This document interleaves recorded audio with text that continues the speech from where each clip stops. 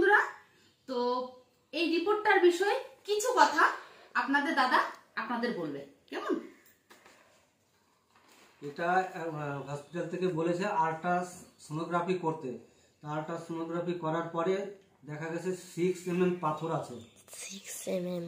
হ্যাঁ, মানে পাথরটা খুবই বড় হয়ে গেছে। আপনারা যারা বলছেন তারা তো বন্ধুরা, আমি এখানে মানে যতদিন এই মানে ইউটিউবের প্ল্যাটফর্মে এসেছি ততদিন সত্যি কথা বলতে আমি খুব আপনাদের কাছ থেকে বা তোমাদের কাছ থেকে ভালোবাসা পাই, অনেক অনেক ভালোবাসা পাই। আর ইউটিউব যে আমাকে এই জায়গাটা তৈরি করে দিচ্ছে তার জন্য ইউটিউবকে খুব খুব অনেক ধন্যবাদ। তো আমি এমন একটা জিনিস নিয়ে ভিডিও করতে আজকে একদম একটা নতুন ভিডিও, এই ভিডিও আগে পরে আমি আর কোনোদিনও করিনি, আর আশা করি কেউর যেন এই ধরনের ভিডিও করতে না হয়। তো বন্ধুরা, যে কথাটা বলছিলাম, তো আপনাদের কেউ যেন এই ধরনের মানে কাজ নিয়ে, রিপোর্ট নিয়ে বা কোনো একটা বিষয় নিয়ে আশা করি মানুষের এই ধরনের ভিডিও যেন না করতে হয়। তো জানি না, আমার হয়তো নসিব খারাপ যার জন্য আমার এই ভিডিও আপনাদের সামনে করতে হলো বা তুলে ধরতে হলো, এই একটাই কারণে যে তোমাদের কাউকে যেন এই ধরনের মানে ভোগটা না ভুগতে হয়। কারণ তোমরা সবাই আমাকে ভালোবাসো, সবাই বন্ধুর মতো দেখো বা নিজের মনে করো, যার জন্যই তো তোমাদের নিয়ে আমার এত বড়টা সদস্য, এত বড় মানে কাছের মানুষ তোমরা।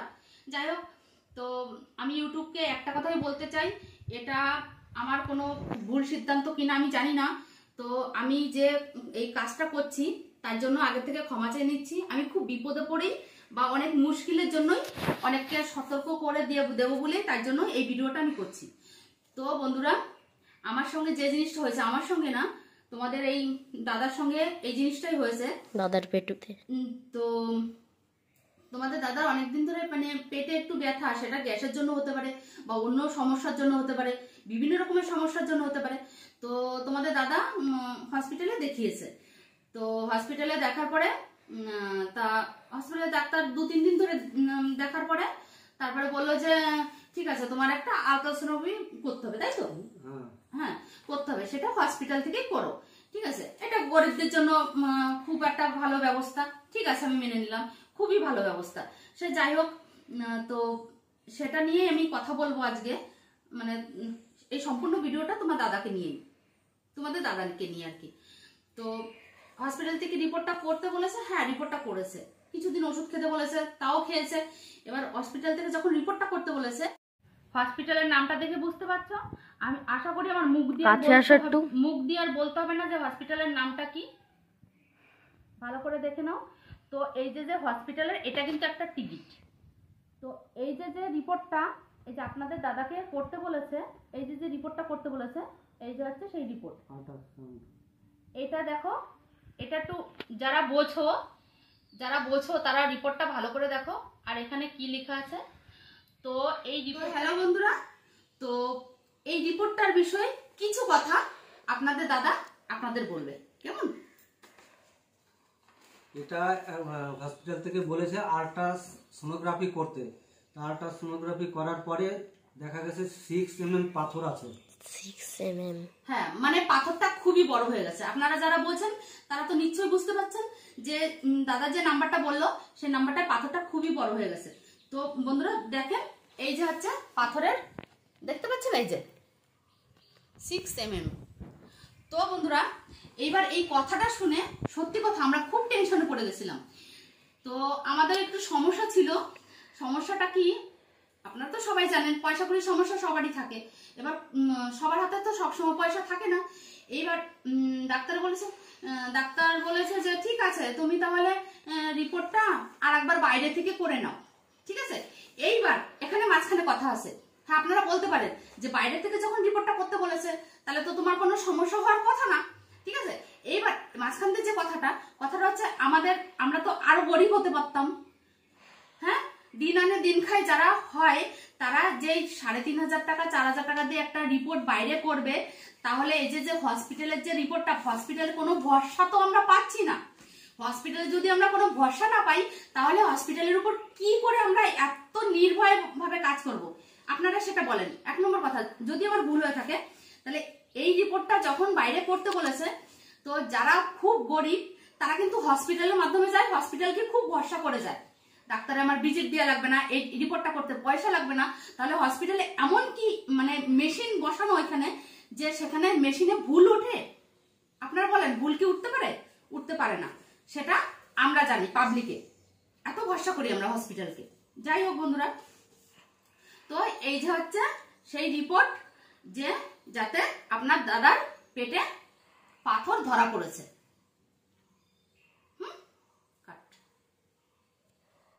হ্যাঁ বন্ধুরা, নেক্সট যে কথাটা আমি আপনাদের বলতে চলেছি সেটা হচ্ছে, এবার তো আমরা খুব ঘাবড়ে গেছি। তো যেভাবে হোক ঘাবড়াই আর যাই করি না কেন, এবার তোমাদের দাদাকে তো আমার চিকিৎসা করতেই হবে, সেটাই হচ্ছে আমাদের মাথায় রয়েছে। এবার হসপিটালকে আমি বিশ্বাস করি না তা না, খুবই বিশ্বাস করি, কিন্তু তবু আমি দাদাকে বলেছি যে না, এটা করা ঠিক হবে না, বাইরে একবার করে নিয়ে ঠিক হবে। তো ও হাবড়া থেকে একটা রিপোর্ট করেছে, সেই হাবড়ার রিপোর্টগুলো এই যে করেছে, একটা করে দেখাও। এতগুলো এই যে প্লেট দিয়েছে, 1 number plate, 2 number plate, 3 number plate, 4 number plate. তো বন্ধুরা 4টে প্লেট দিয়ে ওকে কিডনিটা ছবি তুলেছে। তো ওখানে এই যে রিপোর্টটা দেখতে পাচ্ছেন,